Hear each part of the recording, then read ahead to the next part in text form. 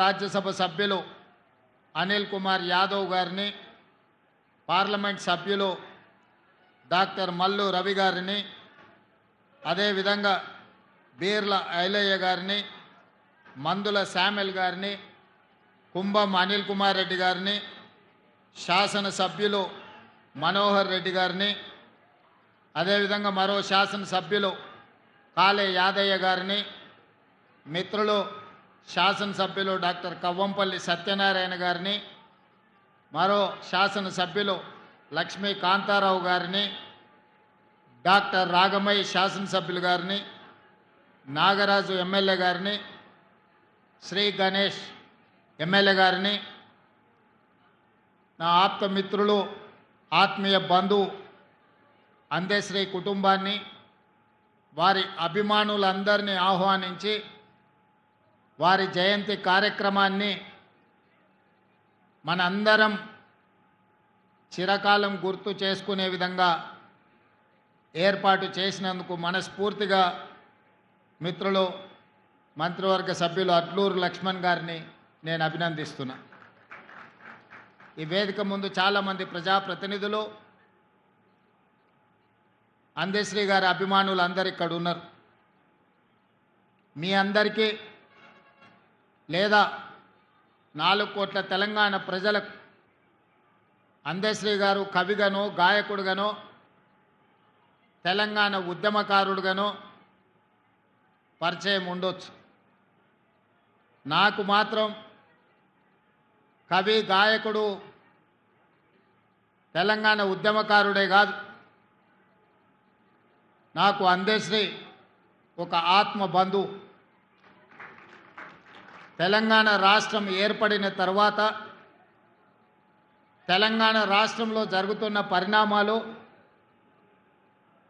ఆనాటి పాలకులు ప్రజల మీద ప్రదర్శిస్తున్న అహంకార పూరితమైన వ్యవహారం, మాలాంటి ప్రజాప్రతినిధుల మీద పెడుతున్న అక్రమ కేసులు, సంపత్ కుమార్, కోమటిరెడ్డి వెంకటరెడ్డి గారు లాంటి శాసనసభ్యులను శాసనసభ సభ్యత్వాన్ని రద్దు చేసి వారి కర్కశత్వాన్ని, వారి ప్రజాస్వామ్య వ్యతిరేక విధానాలను బలంగా ప్రజల మీద రుద్దాలని, ఈ ప్రజల మీద ఆధిపత్యం చెలాయించాలని శాశ్వతంగా 4 కోట్ల తెలంగాణ ప్రజలను కట్టుబానిసలుగా మార్చి వారు, వారి కుటుంబము, వారి కొడుకులు, వాళ్ళ మనమన్లు ఈ రాజ్యాన్ని ఏలాలని ప్రయత్నం చేస్తున్నప్పుడు, ఎప్పుడైనా ఏదైనా నిరాశ నిస్పృహలకు లోనైనప్పుడు అందేశ్రీ గారు స్ఫూర్తిగా నిలబడేవాళ్ళు. వారు రచించిన జయ జయ హే తెలంగాణనే కాదు, మాయమైపోతున్నాడమ్మ మనిషి అన్నవాడనే పాటనే కాదు, ఎన్నో పాటలు. అవి పాటలు కాదు, అవి తూటాలై ప్రజా వ్యతిరేక పాలకుల గడీలను కుప్పగూల్చే మర పిరంగులై తెలంగాణ రాష్ట్రంలో పేలిని. ఆ స్ఫూర్తే ఎన్ని కేసులు పెట్టినా, ఎన్నిసార్లు జైలుకు పంపించినా, లొంగ తీసుకోవాలని వాళ్ళు ప్రయత్నం చేసినప్పుడల్లా ఒక ధైర్యం, గుండె ధైర్యాన్ని నింపుకోవడానికి అందేశ్రీ గారి గానాన్ని, వారి గళాన్ని వినేవాడిని. వారి గానంలో ఉన్న గొప్పతనం, వారి గళంలో ఉన్న స్ఫూర్తి, ఈనాడు నేను తెలంగాణ రాష్ట్ర ముఖ్యమంత్రిగా బాధ్యతలు నిర్వహిస్తున్నా అంటే ఆ స్ఫూర్తి నాలో రగల్చిన మాట నిజమని నేను ఈ సందర్భంగా చెప్పదలుచుకున్నాను. మిత్రులారా, ఆనాడు తాపీ మేస్త్రిగా ఉన్న అందేశ్రీ గారు ఇటుకపై ఇటుక పేర్చి ఇల్లు కడితే ఎలా ఉంటుందో నైపుణ్యం ఉన్న తాపీ మేస్త్రి పదాలపై పదాలను పేర్చి జయ జయ హే తెలంగాణ అనే గానాన్ని తెలంగాణ ప్రజల గుండెల్లో వారు రగల్చిన ఉద్యమ స్ఫూర్తి తండాలలో, గూడాలలో, మారుమూల పల్లెల్లో దళితులు, గిరిజనులు, ఆదివాసులనే కాదు, తెలంగాణ గడ్డ మీద పుట్టిన ప్రతి బిడ్డను చైతన్యం చేసి కోట్లాది మందిని తెలంగాణ ఉద్యమ బాట నడిపించిన స్ఫూర్తి ప్రదాత అందశ్రీ అని నేను ఈరోజు చెప్పదలుచుకున్నాను. వారి స్ఫూర్తి ప్రజాప్రతినిధులు పార్టీలు వైఫల్యం చెందినప్పుడు ఉస్మానియా కాకతీయ యూనివర్సిటీల లక్షలాది మంది విద్యార్థులను ఉద్యమకారులుగా మార్చి వారి పాటనే ఈరోజు మన గుండెల్లో ఒక చైతన్యాన్ని నింపింది. అలాంటి అందశ్రీ వారు రచించిన జయ జయ హే తెలంగాణ రాష్ట్ర గీతంగా మారి ప్రతినిత్యం మన ఇళ్లల్లో మన బడుల్లో మన గుడుల్లో మోగుద్ది అని 4 కోట్ల తెలంగాణ ప్రజలు ఆనాడు భావించారు. కానీ కర్కశకులైన పాలకులు త్వర అహంకారంతో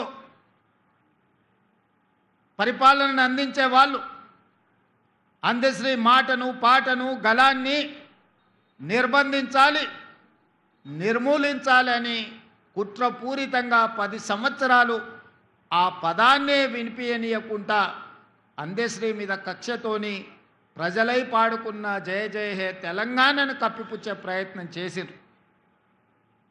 ఒకనాడు ఒక కవి చెప్పిండు, పెన్నుల మీద మన్ను గప్పుతే అవి గన్నులై మొలకెత్తుతాయని.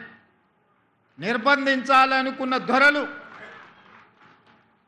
ఆ నిర్బంధం నుంచి తెంచుకున్న సంకెళ్ళు ఈనాడు తెలంగాణ రాష్ట్ర గీతంగా ప్రతి బడిలో ప్రతి గుడిలో ప్రతి ప్రభుత్వ కార్యాలయంలో ఈరోజు మనం మాట్లాడుకునే పరిస్థితి వచ్చిందంటే తాత్కాలికంగా వాళ్ళు అనుకొని ఉండొచ్చు, సంతోషపడి ఉండొచ్చు, లేకపోతే పైశాచిక ఆనందాన్ని పొంది ఉండొచ్చు. అన్నిటికీ మేమే కారణం, అన్నీ మాకే కావాలి అని కోరుకొని ఉండొచ్చు. కానీ పాటతో పెట్టుకున్నాడు అందశ్రీ గద్దరన్న లాంటి యుద్ధ నౌకలతో పెట్టుకున్నాడు కాల గర్భంలో కలిసిపోతాడని ఆనాడే చెప్పినాం. ఆత్మ గౌరవం కలిగిన అందశ్రీ ఏనాడు ఆ గడప దొక్కే ప్రయత్నం చెయ్యలే. ఏదో ఒక రకంగా రప్పించుకోవాలని అందశ్రీ గారి దగ్గరికి దూతలను పంపిస్తే కూడా వాని బతుకు జడ వాని మొహం చూడనని చెప్పిన గొప్ప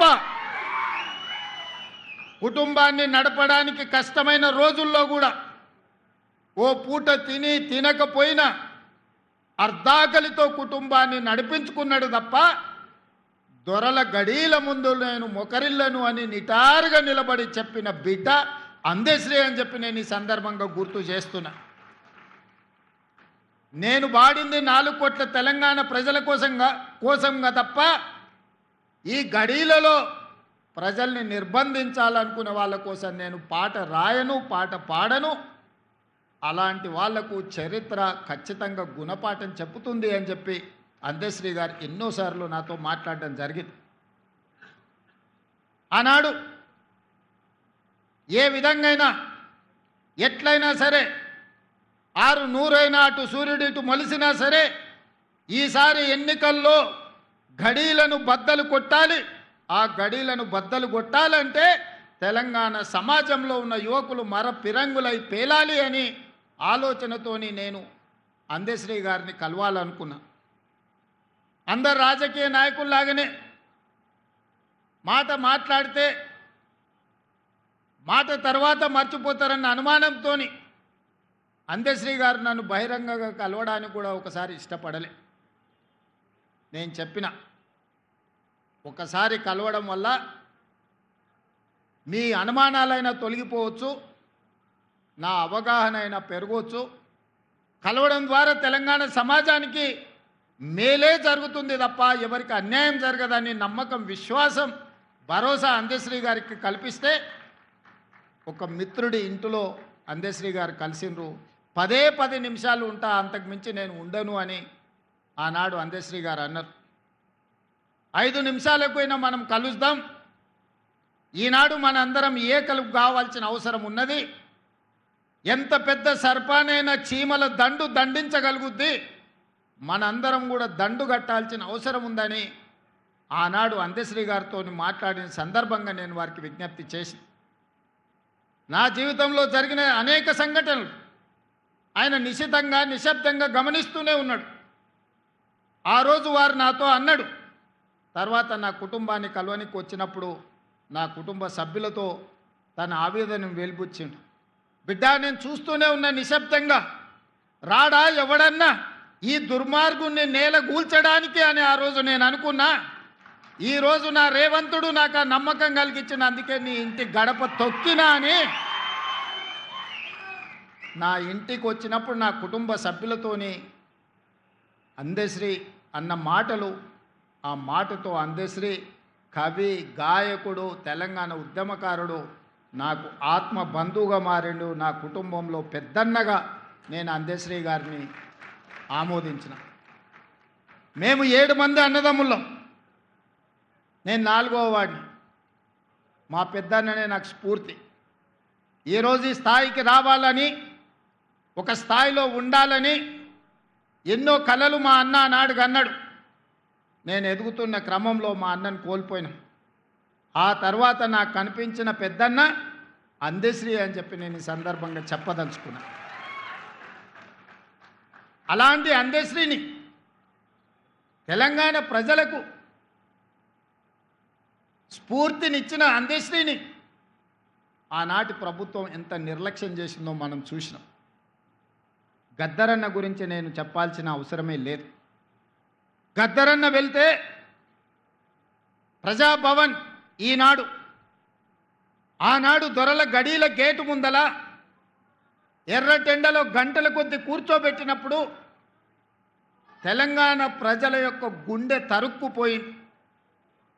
ఇంత దుర్మార్గం, ఇంత కర్కశత్వం పరాయివాడి పాలనలో కూడా ఇంత అవమానం జరగలేదు. గద్దరన్నను ఎర్రటెండకు కూర్చోబెట్టిన వాడిని శాశ్వతంగా ఫామ్ హౌస్లో బంధించాలని ఆనాడే ప్రజలు నిర్ణయించారు.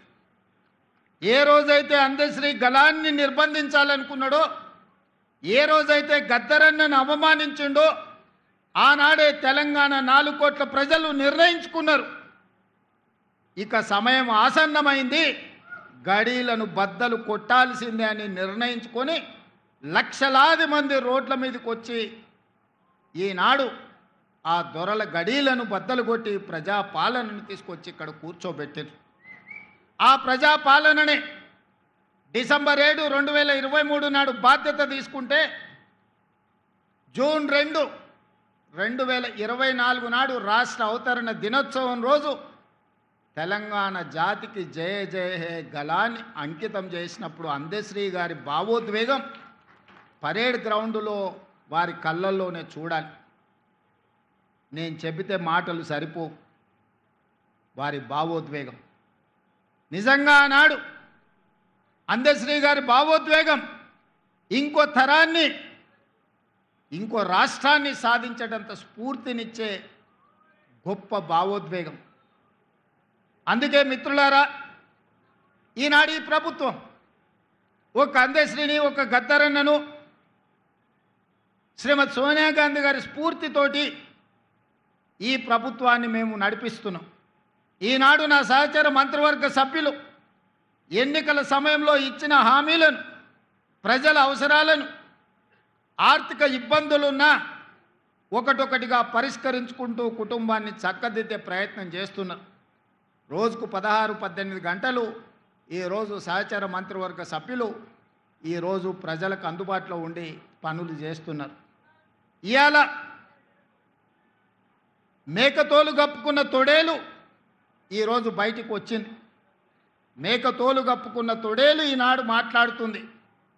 కేసీఆర్ గారు నోటిఫికేషన్లు ఇస్తే రేవంత్ రెడ్డి ఉద్యోగాలు ఇచ్చిండని.